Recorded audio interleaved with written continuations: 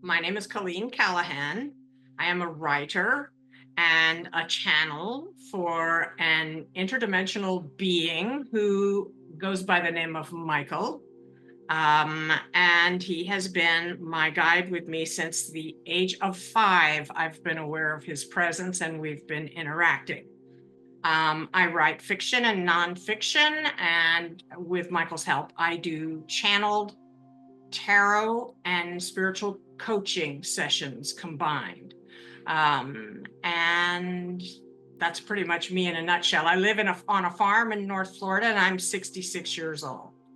So when I was 5 years old, I became aware of Michael, initially because there was a gentleman in our family, my granduncle, who had an unhealthy fascination with little girls. And I was always trying to hide from him. When every now and then, nobody in the family knew this was the case, but every now and then I would end up being left at his house because my grandmother had to go to the shop. Anyway, this happened with me and my little sister. And one day I was trying to hide from Uncle Alfred. And I was only 5, and I was reaching out to ask how to escape him, where to go. And this loving, brilliant presence came over me with just scintillating my whole body with like chi. And it felt like electricity all over my form, and it was euphoric. And my consciousness became very focused and open at the same time. And he directed me up this tree. And during the course of the next few months, our relationship really intensified because the difficulties with this granduncle became more intense. I had a lot, because of those issues, of nightmares as a child. And Michael began coming into my dreams and teaching me to become lucid in the dream without waking up entirely. And this was always important to him. He was always saying, you have to stay in the dream. I don't want you to wake up entirely from a bad dream. I want you to stay in it. And I was like, but why? And he would say, because you can change it if you're awake within the dream. You can only change it if you're still in the dream. So that didn't make a lot of sense to me. Why not just escape the dream altogether? But years go by, and my relationship with Michael became very deep. I used to climb up the trees in the afternoon in the summer in Florida when there was no air conditioning. That's how old I am. And I would sing to the sky in order to get it to rain. And because whenever I did anything Michael approved of, I was just showered with that euphoric feeling again. And my consciousness shifted and focused, and yet was very open to hear him at the same time. Now I say hear, but he didn't talk with a voice. He talked with memories and knowings and associations and metaphor. And sometimes he would play a song in mind space so that I would sing it, and it would continue until I sang it. Anyway, I grew up certain that I was causing the afternoon rains in Florida, because always they came after I would sing to the sky. And that would cool things down so my whole family could sleep in the cool air. Anyway, so long about the age of 15, I was watching a new weathercaster named Roy Leap, and he was talking about the Bermuda High. It's a weather pattern that sets up over Bermuda and brings the storms to Tampa Bay, where I grew up, every day at about 4 or 5 in the afternoon. Suddenly, it dawned on me that I probably had nothing to do with the rain whatsoever. And my family had all probably been right when they told me Michael was just an imaginary friend. So I set him aside. Not that I couldn't hear him. There was no way I was blotting that strong presence out. But I just kept telling myself, you're not real. You're just imaginary, you know. So 5 years later, at the age of 20, I went out horseback riding with a friend. And all the magic had drained out of my life when I became an empiricist and set my relationship with Michael aside. And I was depressed, honestly, because that loving presence had been so nourishing to me. And though it was still there, I wasn't believing in it. And so I wasn't getting all the mojo showers, all that beautiful love experience. So anyway, I started doing a lot of rash things because I wasn't particularly attached to the world anymore. And at 20 years old, besides, I thought I was made of rubber and invincible. So I did rash things. So we went out horseback riding, this friend of mine and I, her name was Tammy. And I caught Ticker, the barrel mare, easily because she liked people. And she liked me, but I couldn't catch the stallion usually without grain because he didn't like me and he wasn't particularly fond of people in general. So I had forgotten to bring the grain. So I thought, I know what I'll do. I'll ride Ticker and I will chase the stallion into the smaller paddock and we'll catch him there. So naturally, the little voice in my head, Michael, said, that's not a good idea. And my friend Tammy said, sounds dangerous to me. And I went ahead and did it anyway. So here I am in a hard gallop behind this stallion trying to maneuver him. And I see his ears are pinned back and suddenly everything slips into slow motion, really slow motion. And I know something's about to go down because that's always what happens before something treacherous unfolds for me. So I see his rump rising and Michael says to me in knowing, not in words, he's kicking. And I replied, so what? He can't get me up here. And then suddenly, whoosh, I was swept away far to my left, about 150 feet away. And I looked back, I'd left my body and I watched as in very slow motion, the body was kicked in the face by the stallion. The head snapped back, the arms let go. The body fell backwards onto the rump of the mare and flopped 3 strides, flopped on that mare. And I'm thinking, hope she doesn't get her foot stuck in the stirrup and dragged. And blessedly, it didn't go down that way. The body landed on its head, neck, and right shoulder, and then the hips came down, and then the legs with a really, truly dispiriting thud. And all the dust flew up, and bam, I was suddenly in a lustrous vast. Now, this place was wild. It had a feeling like velvet, although I wasn't feeling it with my skin. I just felt it. I don't know how to describe it other than that. And it had a sheen like gasoline in sunlight on the water. So I felt perfect. I felt absolutely perfect. And that was the first thing I noticed. I said, I feel perfect. Nothing can ever hurt me again. And suddenly, Michael was there. And he said, nothing could have ever hurt you to begin with. You're an eternal being. And for a second, I went, it's you. Of course, right? But we were so close that we just picked up from there, honestly, like we had never broken the conversation. It was a very interesting depth in the relationship, almost like being married and constantly in each other's presence, right?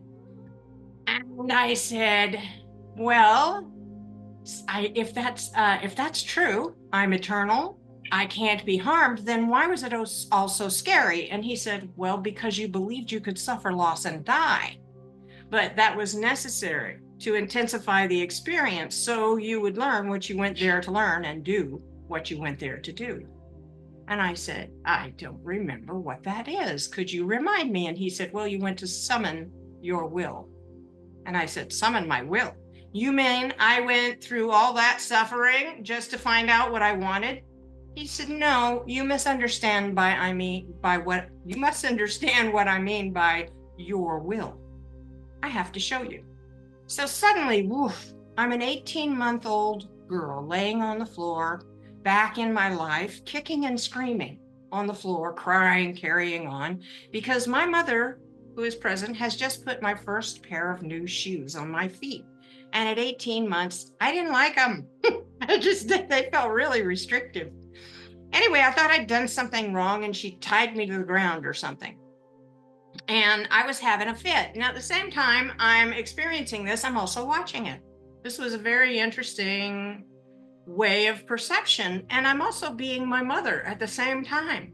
I'm privy to all her thoughts and feelings. So this is holy perception. I understand everyone's feelings. Mom is thinking, my poor child.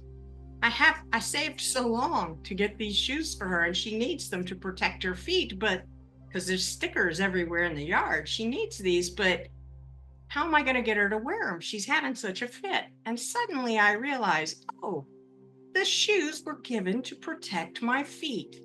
And I made what should have been a joyous occasion my mother had worked hard to give me. I made it horrible by the label I assigned to it, by the way I decided what it meant. I made it a horrible situation out of what should have been lovely. Suddenly, I'm back in the vast with Michael. And I said, did I get that right? Did I turn a good thing into a bad thing with my labeling? And he said, that's exactly right. That's what you did. So suddenly, whoosh, I'm back in the timeline of my life again. And this was a particularly interesting incident because I was fighting my granduncle, who was indeed assaulting me at the time. And during this, I had left my body. During that assault, I had left my body. And I had experienced, I seem to recollect, the presence of both Michael and me, as though there was a looping in time, so that my being on hand to observe this during the life review made the younger child I was retroactively aware of my presence. And that was really strange. But in any case, I digress. So because I left my body at the time, I did not experience the assault. Instead, I was in a euphoric state of bliss. I was experiencing the presence of my guide. And I was in this place of a kind of gentle mist and light. And there were these, they looked jeweled beings flying around me and recognizing me, and I was feeling their love. So that's what I had made by going where I did of that experience. I made it something because I decided it showed me Michael's presence, and it showed me the presence of these other beings, and it showed me what I was, that I was not my body. Because of all those boons I got out of that bad thing that happened in my timeline, I assigned the boons the meaning as the meaning of the event. And so I had taken a treacherous, terrible event by most people's standards, and I had made it all blessing. Okay. So whoosh, on realizing this, I'm back in the lustrous vast with Michael. And I'm like, did I get that right? Was it what I assigned, the meaning I assigned made that event something good? I transformed the difficulty into a boon and a blessing and made it wonderful. And he said, you did do that. And basically that is a magic we all have within us.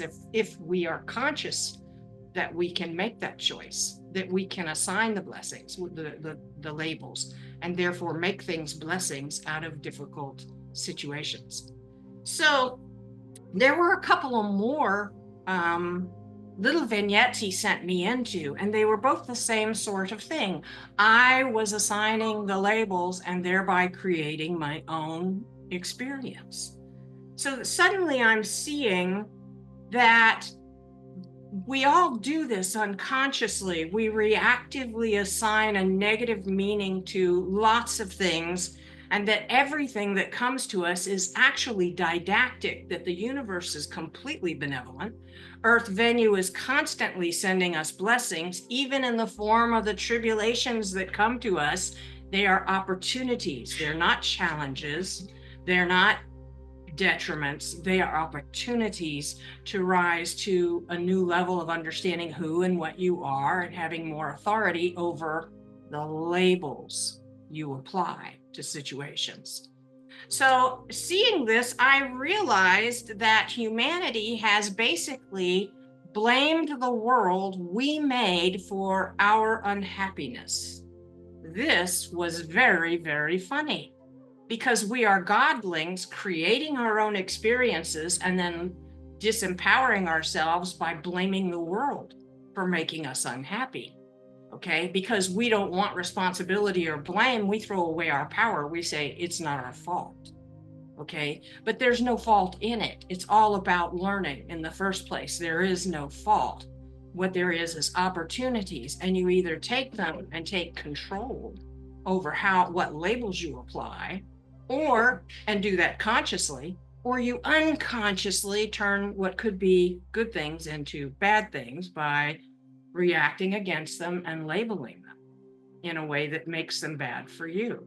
I saw all of humanity was doing this unconsciously, chronically, and that we were robbing ourselves both of our joy and of our godly estate, that we are godlings learning to wield our wills and focus our attention and wield our labels, speak the things into being that we will to experience in this venue that basically protects us by manifesting for us very slowly rather than very quickly. Okay. So we have a chance to see the fruits of what we're saying to ourselves, the fruits of our reckonings, and change our minds about what we're creating for ourselves. Okay. So I said to myself, I've been laughing and laughing about how we're shooting ourselves in the foot by blaming the world, disavowing our power over our experience by the very power in our vow. We give our power away just so we can say, I didn't do this to me. Okay. So I laughed and laughed, and Michael laughed with me. And then I realized it was a source of all suffering in the world. And I wept, and so did Michael. And as I stayed in the lustrous vast, I became another being at this point. I began remembering myself from outside in the higher context into which I had wakened from the world. Because you see, just like you wake from a bad dream thinking, wow, I'm so glad my reality springs from a higher level of being, so nothing in the dream could hurt me. That is the way I died. I wakened and realized the world is just a dream. It cannot harm you. Only you can harm you by the labels you assign. So at this, I said, this is all so clear and so beautiful. I must be dying. Am I dying? And he said, well, your body's laying in a pasture down from head trauma. And if you can't make it stand up, if you can't get back in it and make it stand up, it will cease from head swelling, the brain swelling. The brain will swell and the body will cease. And I said, but the world is just a dream. How do I get back in a dream? And he reminded me of all the times he'd showed me how to stay in the dream when I had been a child. And he reminded me that in order to do that, all I had to do was focus my attention on staying in the dream, on what was happening in the dream. And he said to me, remember the last moment. You can go back anywhere you want in the timeline. You can even go back and stop the accident that killed you from happening. But if you do that, you won't remember what happened here because it'll be part of a different event cascade, an event cascade in which it did not occur. He said, but since you want to go back to tell humanity, because that was why I wanted to go back, was to come back and tell everybody we're doing it to ourselves. Look, we can change it all, right? And he said, because that's what you want, the only way to do that is to go back into the same timeline through the last moment, which contains, nested within it like Russian dolls, every antecedent condition, everything that happened that led to that encounter and brought you here to the lustrous vast. And I said, well, how do I do it? And he said, you remember, focus your attention into the last moment. Bring it vividly to mind and burrow right back into that dream where you left off. And then he said, summon your will to return. And at this juncture, I realized like a whoosh through my mind as I remembered more of me, okay? At this moment, everything was passing much faster as it went on. I was growing immense. And I realized I was nothing but love. I had become this being of vast compassion. And I really I couldn't be happy in heaven knowing everyone was suffering needlessly. I had to do something to try. And I said to him, all right, I'll summon my will then. And I did. I focused on the moment, the last moment. I saw the rump coming up in the air in slow motion. I focused my attention on it, as completely immersed in the moment as I could remember, the thundering hoofbeats, everything, and I willed to return. I didn't think it would work.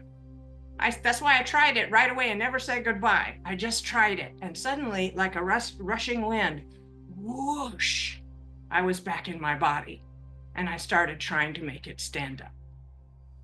Now, body had some really bad brain trauma, but I managed to put myself back in the timeline in a way that I had not a single broken bone, which is miraculous, because you don't get kicked in the face by a horse and knocked from the back of a running horse and land on your head and recover. No one revived my form. During the course of everything that I had just remembered, my friend Tammy, who was like 500 feet away from me when I hit the ground, was running towards me. The whole thing was compressed in the amount of time it took her to get to me and stand over me. All right. So it took me 18 months to get my short-term memory back and learn new things. I couldn't even walk very well at all because of vertigo. I was heaving all the time. I would take a few steps and have to grab something and hang on because of the vertigo and just heave. I was pretty wrecked. And about 18 months later, I was sitting on the back porch, and I had taken to using cannabis to treat the nausea and dizziness, which helped a lot. And I was talking to God saying, you know, you gave me this really great brain and an excellent communication ability, and I screwed it all up. And I don't know what you can do with me now, but for whatever use you can make of me in the world, I give myself to you. A couple of days, and I got the chi, you know, all over my body at that instant. It was like, yeah, you just said it. We heard you. Okay. So, all right. A couple of days later, I start waking up with flashbacks of people from my childhood, etc. Anyway, over the next 6 months, my memory faded back in. I went back to college. I met my first husband, who Michael said I shouldn't marry. He said, he's a very nice man. He'll be good to you, but you shouldn't marry him. And I told Michael, leave me be, because I wanted the experience. And Michael became quiet. He only interrupted when I was in danger, would tell me what was about to happen. Watch out for that. Okay. For 6 years. And then in 1995, I came in after last final exam for spring semester and wondering what I would do for my summer. And I popped a beer and sat down. I'd been awake for 3 days cramming for finals. And Michael came into Mindspace and he said, go sit in front of the word processor and boot up the word processor. And I glurked some beer. I said, not a chance. I've been in front of that machine writing reports for weeks now.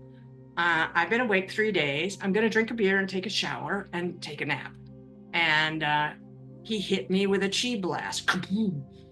And it just shuddered up my spine into my skull. And I was like, oh man, listen, you got to be kidding me. He said, no, go in there and sit in front of the word processor. And I was, no way. I'm not doing it. Glugged a little more beer, and my tailbone thumped 3 times. And the shot of Shakti ran up my spine. I felt like I was being impaled with the rush. It bounced off the inside of my skull and back down my spine into my tailbone, back up into my skull, back down. It did this 3 times, this cycle. And Michael said to me, it's so interesting because he'd never had a voice before, ever had a voice before. Suddenly, I heard him like you hear a song that won't quit playing itself in your mind. I heard his voice and he said, go sit in front of the word processor. I have a story to tell you. I promise it will be a great adventure. And you really can't ignore that sort of thing. So I went and sat in front of the word processor, and the vampire grail affairs began to pour through my head in his voice, through my fingers into the keyboard and out into the world. That was 1995. Since then, I've had several more Satori experiences, each of them more intense, Kundalini awakenings. And most recently in 2020 and 2021, I went through Lexapro withdrawals and Percocet withdrawals at the same time. And it really made me, in order to survive it, have to become very, very present and cautious with my self-talk, observing it and sculpting it and claiming sovereignty over it. Okay. Exercising sovereignty over what I was creating for myself. And it caused a shift that finally solidified. You know, we get our Satoris and we're shifted and we understand we are consciousness itself, conscious of itself, and we live in that. And it's a different experience and very powerful. But 9 months it took me to recover from the withdrawals. And I had to constantly exercise stewardship of the mind, which is like a teething puppy and will destroy the house unless you give it something productive to chew on, right? So after that, he said, I want you to write another book for me. And I sat down and what are we writing? Because you don't argue, I don't even bother arguing with him anymore. And we wrote Rise in Lucidity and Master Anxiety, which is a field guide to Earth Venue on how to use difficulties, which are opportunities, to make yourself lucid in the dream of the world, so that you can take sovereignty, and we as humanity over your own experience, and we as humanity can join together and take sovereignty over what we're allowing to be created through us, okay, through our own labeling, the way people get us worked up and emotional, etc. Instead of being unconscious and letting us be worked up, take more sovereignty. And so Michael said basically to me, do you want everything that you suffered over the last 30, 40 years to be in vain? You came back to deliver this message, and are you going to do it, or are you just going to let it die inside you? And I said, I guess you're right. It's time to start delivering the message. And I began doing, even while I was in Lexapro withdrawals still, I began delivering the message of what we call the liberating perspective, the dream of awakening. When I was dead, the earth was the dream of the children of God, captive of the world they made, because we thought it was all the power was outside of us.